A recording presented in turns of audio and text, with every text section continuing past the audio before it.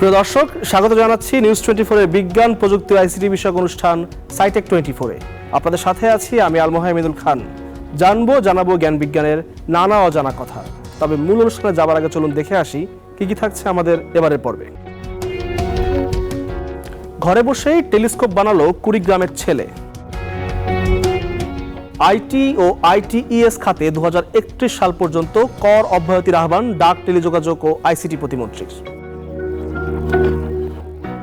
স্বপ্ন পূরণে নিজেই তৈরি করলেন 2.5 লাখ টাকার গাড়ি।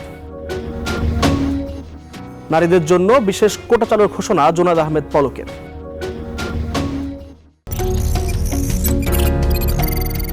দেশের উত্তরবঙ্গে অবস্থিত কুড়িগ্রাম। প্রিয় দর্শক, এই জেলারই রাজারহাট সদরের মেকুরটারি গ্রামের এক অসাধারণ প্রতিভার খোঁজ পেয়েছি আমরা, যে কিনা ঘরে বসে তৈরি করেছে একটি দূরবীক্ষণ যন্ত্র। মহাকাশকে কাছ থেকে দেখার স্বপ্ন থেকেই তার এই অভিনব উদ্ভাবন। এই কিশোরের গল্প শুধুমাত্র একটি দূরবীক্ষণ যন্ত্র তৈরির গল্প নয়, এটি স্বপ্ন দেখা এবং তা বাস্তবায়নের গল্প। চলুন পরিচয় করিয়ে দেই কুড়িগ্রামের এই তরুণ উদ্ভাবক ফাহাদ আল ফারাবীর সাথে। ঘরে বসে নিজ হাতে টেলিস্কোপ তৈরি করে তাক লাগিয়েছেন 16 বছরের কিশোর ফাহাদ আল ফারাবী। আমি চাঁদটাকে দেখে অন্তত খুব খুশি হলাম যে বাবা একই জিনিস দেখলাম, কোথায় কোন মহাকাশ, কোথায় সেই চাঁদ, আর আমি কোথায় দেখতেছি। মাত্র 3 মাসে বানানো টেলিস্কোপ দিয়ে নিজ বাড়ির ছাদেই চাঁদ, তারা, সূর্য, নক্ষত্রের মেলা বসিয়েছেন ফারাবী। পরিবার পরিজন নিয়ে দেখছেন মহাকাশের অদ্ভুত খেলা। নিজের পোষা বিড়ালের স্মরণে টেলিস্কোপের নাম রেখেছেন নেকো K1। আমার টেলিস্কোপের নাম হচ্ছে নেকো K1। তো নেকো অর্থ হচ্ছে বিড়াল, আর কেতে হচ্ছে আমার আরেকটা বিড়ালের নাম কোকো। এই দুইটাই হচ্ছে গিয়ে জাপানি শব্দ। নেকো অর্থ হচ্ছে বিড়াল এবং কোকো অর্থ হচ্ছে বিউটিফুল। তো আমার দুইটা বিড়াল ছিল, আমার দুইজনের বিড়ালই মারা গেছেন। এই দুইজনের নামে আসলে আমার নামকরণ করা হয় টেলিস্কোপে, যে নেকো K1। আর 1তে হচ্ছে গিয়ে আমার প্রথম টেলিস্কোপ, তাই 1। কাঠের ভিত্তিতে বসানো যন্ত্র, তাতে লেখা নেকো K1। হাতের সাহায্যেই ওঠানো নামানো করা যায়। একপাশে রাখা লেন্সে চোখ রাখলেই দেখা মিলবে বিশ্ব ব্রহ্মাণ্ডের রহস্যময় সৌন্দর্য। মেন কাজই হচ্ছে গিয়ে দুইটা মিররের। এই সাইডে যে মিররটা আছে সেটা হচ্ছে গিয়ে প্রাইমারি মিরর বা বড় মিরর। দূরের কোনো আলো এই আয়নাতে পড়ে, এই আয়নাটা কি করে যে আলোগুলোকে একটা নির্দিষ্ট পয়েন্টে ফোকাস করে, এখানে একটা বিম্ব তৈরি করে। ছোটবেলা থেকেই মহাকাশ সম্পর্কে বেশ আগ্রহ ফাহাদ আল ফারাবীর। তার বড় ভাই ফাহমিদ আল জাবেরের সহযোগিতায় 2021 সালের শেষে টেলিস্কোপ বানানোর সরঞ্জাম সংগ্রহে নেমে পড়েন তিনি। এখন বয়স আমার 5 বা 6। ওই সময় আমার বড় ভাই আমাকে সৌরজগৎ সম্পর্কে বলে। ওই সময় থেকে আমার মহাবিশ্বের প্রতি একটা ভালোবাসা তৈরি হয়। তারপরে আমরা দুই ভাই মিলে আসলে করোনার টাইমে 6 মাসের একটা সময় নিয়ে একটা প্রোটোটাইপ বানানো শুরু করি। তবে প্রয়োজনীয় সরঞ্জাম না পাওয়ায় বেশ বেগ পেতে হয় ফারাবীকে। অপেক্ষা করতে হয় আরও বছর দুয়েক। তো ওই সময় আসলে পারফেক্ট যেসব জিনিস দরকার ছিল আসলে একটা টেলিস্কোপ বানাইতে গেলে, সেসব জিনিস পাওয়া হয়নি জন্য আমরা জাস্ট দুইটা, একটা বানাইছিলাম হচ্ছে গ্যালিয়ান টেলিস্কোপ, আর একটা এই যে নিউটনিয়নের একটা প্রোটোটাইপ বানাইছিলাম সাধারণ লেন্স এবং আয়না দিয়ে। 2023 সালে সোশ্যাল মিডিয়ার বদৌলতে টেলিস্কোপ তৈরির যন্ত্রের খবর পায় ফারাবী। ঢাকার এক অ্যাস্ট্রোনমি হাউস থেকে যন্ত্রপাতিগুলো সংগ্রহ করে টেলিস্কোপটি বানানো শুরু করেন তিনি। এরপরে 2023-এর শেষের দিকে সোশ্যাল মিডিয়ায় দেখতে পারি যে অ্যাস্ট্রোনমিক্যাল যে গ্রেডগুলো, যে মিররগুলো বা যে দর্পণগুলো বা লেন্সগুলো যেগুলো প্রয়োজন আমাদের কাজের জন্য, সেগুলো পাওয়া যাচ্ছে। পরে আমার এসএসসিটা দিলাম। এসএসসি দেওয়ার পরে সে আমাকে আমার যাবতীয় জিনিসপাতি যেসব দরকার সেগুলো আমাকে ম্যানেজ করে দিল। তারপরে আমি 1.5 মাসের মধ্যে আমি এই জিনিসটা বানায় ফেলি। টেলিস্কোপটি তৈরি করতে মূলত PVC pipe, lens, mount, focal, aperture, mirror, focuser, metal 3D spider ও কাঠের প্রয়োজন হয়েছে। টেলিস্কোপটির ওজন মাত্র 12 কেজি। এটির মাধ্যমে 3 লাখ কিলোমিটার দূর থেকে দৃশ্য ধারণ করা যায়। কোনো বস্তুকে দেখতে চাই আমরা এটার মাধ্যমে খুঁজে বের করে আমরা এই টেলিস্কোপের মাধ্যমে দেখতে পারবো। আর এইটার কাজ হচ্ছে গিয়ে যে রাতের মধ্যে যেহেতু আমরা এটাকে ভালো মতো ধরতে পারবো না, এটার কাজ হচ্ছে যে আমরা আসলে কোন জিনিসটা দেখতে পারতেছি বা কোন তারাটাকে আমরা দেখবো বা কোন গ্রহটাকে দেখবো, সেটাকে যেন আমরা আইডেন্টিফাই করতে পারি। তার জন্য এই লেজার লাইটটা। টেলিস্কোপটি বানাতে ফারাবীর খরচ পড়েছে প্রায় 20,000 টাকা। বাজারে একটি টেলিস্কোপের দাম 40 থেকে 50,000 টাকা। প্রথমে নিজের দাবা খেলার পুরস্কারের টাকা দিয়ে শুরু করেন টেলিস্কোপের কাজ। এরপর আর্থিক সহযোগিতায় এগিয়ে আসে ফারাবীর বাবা জয়নুল আবেদিন। টেলিস্কোপ আবিষ্কার করার জন্য সে যখন বললো, তখন আমি বললাম যে অনেক খরচ। ও দাবা খেলায় খুব এক্সপার্ট। দাবা খেলার জন্য সে প্রাইজ পেয়েছে, বিভিন্ন সার্টিফিকেট অর্জন করছে এবং একটা স্টাইপেন্ড পেয়েছে। এই স্টাইপেন্ড দিয়ে সে টেলিস্কোপ বানানোর সুযোগ শুরু করছে আর কি। তো এর পাশাপাশি আমিও তাকে সহযোগিতা করছিলাম। টেলিস্কোপ বানাতে যে খরচপাতি লাগে, ও বললো যে আমার প্রায় 20,000 টাকার মতো খরচ হয়ে গেল। তো এটা যদি বাজারে কিনতে হয় 40-50,000 টাকা লাগে। ফারাবীর তৈরি করা টেলিস্কোপে চাঁদ, সূর্য দেখতে পেয়ে খুশি তার নানা নজরুল ইসলাম খন্দকার ও বন্ধু রাফিউল ইসলাম রাকিব। আমার নাতি যে জিনিসটা তৈরি করছে, এটার জন্য সূর্য কোথায় কোথায় চন্দ্র কোথায় কি সব কিছু দেখা যায়, এখান থেকেই দেখা যায় সব কিছু দেখা যায়। আমার ভালো লাগতেছে ওর তৈরি টেলিস্কোপ দিয়ে চাঁদ সহ বিভিন্ন গ্রহ দেখতে পেরে। এটা আমাদের জন্য অত্যন্ত গর্বের বিষয় যে আমাদের সহপাঠী একটি টেলিস্কোপ তৈরি করেছে। ফাহাদ আল ফারাবীর এ সাফল্যে গর্ববোধ করেন রাজারহাট পাইলট উচ্চ বিদ্যালয়ের সহকারী প্রধান শিক্ষক রুহুল আমিন। সে টেলিস্কোপ তৈরি করেছে, আমরা জেনে অত্যন্ত খুশি হয়েছি। তার এই সাফল্যে আমরা আসলে গর্বিত। সে ভবিষ্যতে ভালো শিক্ষা অর্জন করে এর পাশাপাশি আরো ভালো কিছু তৈরি করবে, এটা আমরা আশা রাখি। তথ্য প্রযুক্তি এবং তথ্য প্রযুক্তি নির্ভর সেবা খাতে কর অব্যাহতির মেয়াদ বৃদ্ধির আহ্বান জানিয়েছেন ডাক, টেলিযোগাযোগ ও তথ্য প্রযুক্তি প্রতিমন্ত্রী জুনায়েদ আহমেদ পলক। গত 4 May Bangladesh Association of Contact Centre and Outsourcing এর উদ্যোগে বাক্য মেম্বার্স মিট 2024 অনুষ্ঠানে প্রধান অতিথির বক্তব্যে তিনি এসব কথা বলেন। একই দিনে এমআইএসটি ষষ্ঠ international conference on electrical engineering and ICT এর সমাপনী অনুষ্ঠানে প্রধান অতিথির বক্তব্যে প্রতিমন্ত্রী এমআইএসটিতে সাইবার রেঞ্জ প্রতিষ্ঠার প্রতিশ্রুতি দেন। Bangladesh Association of Contact Centre and Outsourcing এর উদ্যোগে অনুষ্ঠিত হয়ে গেল বাক্য মেম্বার্স মিট 2024। গত 4 মে রাজধানীর গুলশানের একটি কনভেনশন হলে আয়োজন করা হয় এই অনুষ্ঠানের। এ সময় প্রধান অতিথির বক্তব্যে ডাক, টেলিযোগাযোগ ও তথ্য প্রযুক্তি প্রতিমন্ত্রী জুনায়েদ আহমেদ পলক তথ্য প্রযুক্তি এবং তথ্য প্রযুক্তি নির্ভর সেবা খাতে কর অব্যাহতির মেয়াদ বৃদ্ধির আহ্বান জানিয়েছেন। মাননীয় অর্থমন্ত্রী, মাননীয় অর্থ প্রতিমন্ত্রী, এনবিআর এর চেয়ারম্যান তাদের কাছে গিয়ে আমাদের এই সেক্টরের যে গ্রোথ, এটাকে আরও ত্বরান্বিত করার জন্য, উৎসাহিত করার জন্য, এটাকে 31 সাল পর্যন্ত বর্ধিত করার জন্য আমি জোর দাবি জানিয়েছি। চলমান তথ্য প্রযুক্তি খাতে কর অব্যাহতির মেয়াদ শেষ হবে আগামী 30 জুন। খাত সংশ্লিষ্টরা দেশীয় প্রযুক্তি প্রতিষ্ঠানগুলোকে 2031 সাল পর্যন্ত কর অব্যাহতির সুবিধা রাখার দাবি জানান। একই দিন এমআইএসটিতে electrical engineering and information and communication technology বিষয়ক 3 দিনব্যাপী ষষ্ঠ আন্তর্জাতিক সম্মেলনের সমাপনী অনুষ্ঠানের আয়োজন করা হয়। এর আগে গত 2 May Military Institute of Science and টেকনোলজিতে সম্মেলনটি শুরু হয়। America has MIT, India has IIT. Today I can see Bangladesh has MIST. Your acceptance rate for the paper that is considered your quality is the top. I'm sure the knowledge that they have gathered from here will be of immense benefit to our nation. সম্মেলনের সমাপনী অনুষ্ঠানে প্রধান অতিথি হিসেবে উপস্থিত ছিলেন ডাক, টেলিযোগাযোগ ও তথ্য প্রযুক্তি মন্ত্রণালয়ের প্রতিমন্ত্রী জুনায়েদ আহমেদ পলক। অনুষ্ঠানে বিশেষ অতিথি হিসেবে উপস্থিত ছিলেন lieutenant general Wakeruzzaman. Chief patron হিসেবে ছিলেন মেজর জেনারেল মোহাম্মদ সাইদুল ইসলাম। এছাড়া বিভিন্ন সামরিক এবং বেসামরিক বিশিষ্টজন, শিল্পোদ্যোক্তা, প্রকৌশলী ও শিক্ষার্থীদের উপস্থিতি এবং বিভিন্ন সাংস্কৃতিক আয়োজন অনুষ্ঠানকে প্রাণবন্ত এবং রঙিন করে তোলে। We decided to set up country's first cyber range in MIST campus. MIST has opened that cyber range not only for the military, not only for the institute, but also for the industry and the government organizations to create this secure cyberspace of our country. অনুষ্ঠানে সাম্প্রতিক সময়ে এমআইএসটির তৈরি সবচেয়ে অত্যাধুনিক সামরিক rover প্রদর্শন করা হয়, যা ছিল সমাপনী অনুষ্ঠানের অন্যতম চমক। সম্মেলনে বাংলাদেশ সহ যুক্তরাষ্ট্র, যুক্তরাজ্য, Canada, Australia, Norway, Sweden, Denmark, Malaysia, দক্ষিণ কোরিয়া, চীন, সংযুক্ত আরব আমিরাত, ভারত ও জাপানের স্বনামধন্য বিশেষজ্ঞ ও গবেষকরা অংশগ্রহণ করেন।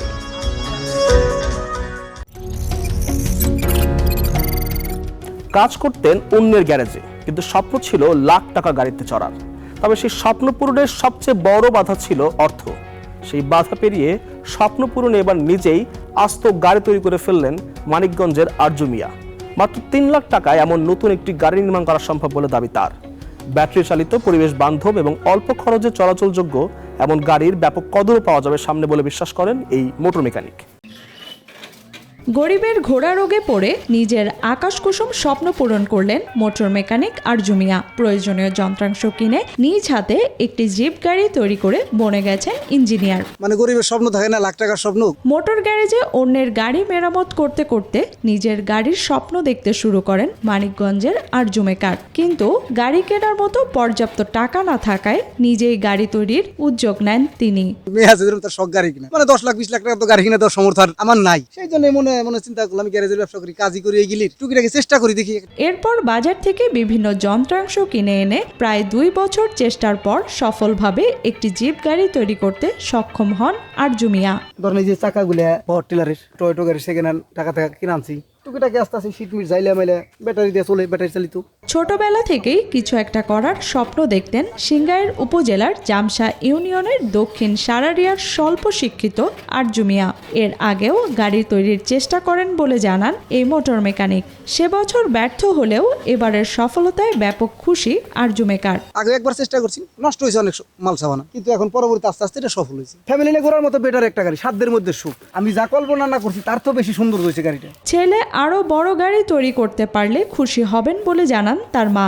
এদিকে আরজু মিয়ার আবিষ্কার দেখে আনন্দিত তার স্বজন ও প্রতিবেশীরা। আমার ছেলে যে গাড়ি বানাইছে খুব খুশি, আশা করি যেন বড় গাড়ি যেন একটু বড় করে বানায়। কাকার গাড়িতে চড়ে অনেক ভালো লাগছে, মানে এমন গাড়িতে চড়ি নাই আমি, গাড়িতে চড়ে অনেক জায়গায় গেছি, সবাই খালি তাকায় থাকছে।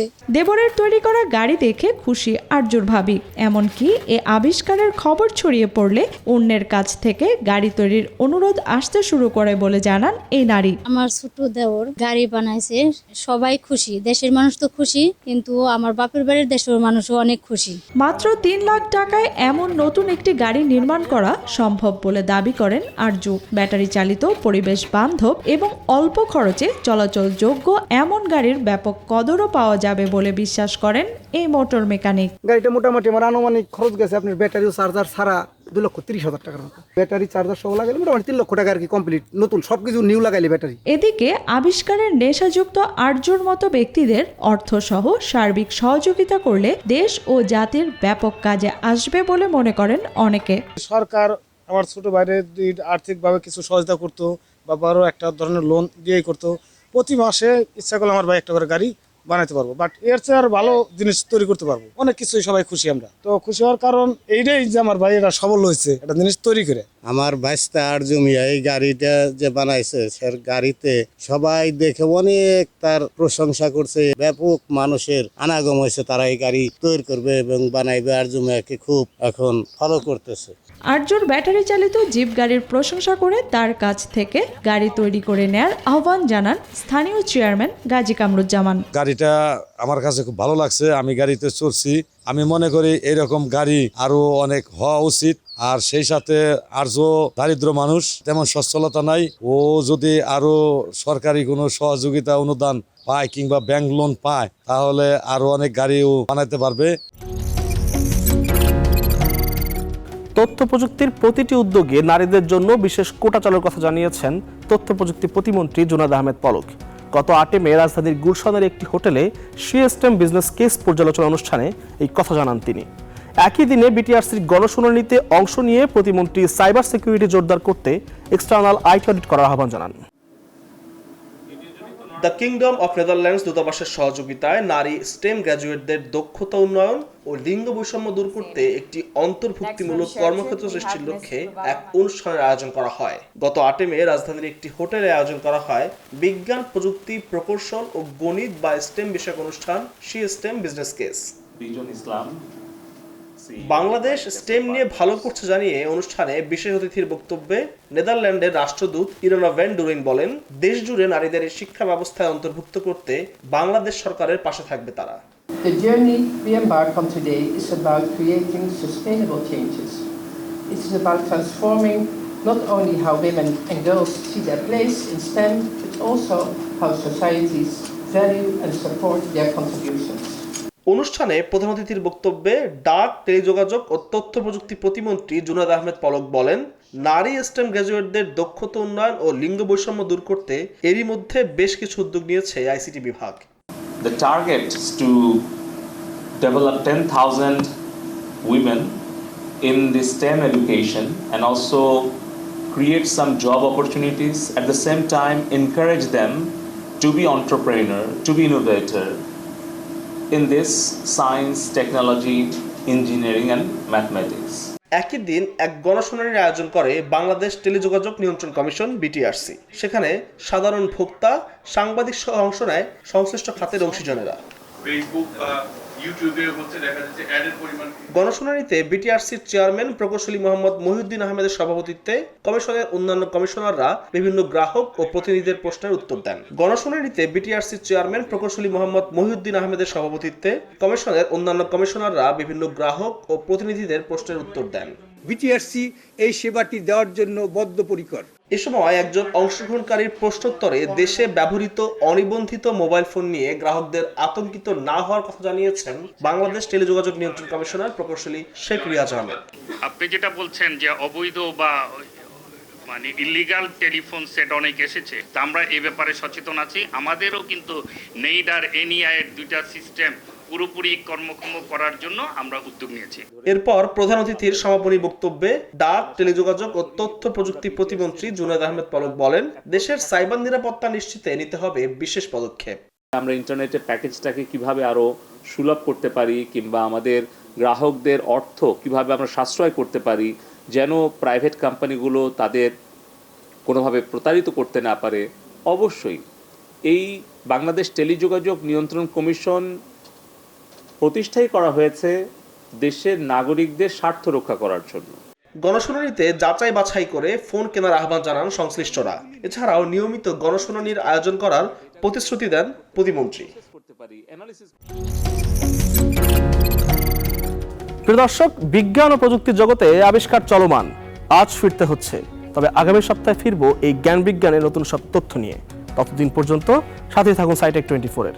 আমাদেরকে জানাতে বা আমাদের থেকে জানতে মেইল করুন siteek24.news24@gmail.com এবং আমাদের অফিসিয়াল ফেসবুক পেজ ও ইউটিউব চ্যানেল সাবস্ক্রাইব করে সঙ্গে থাকুন আমাদের।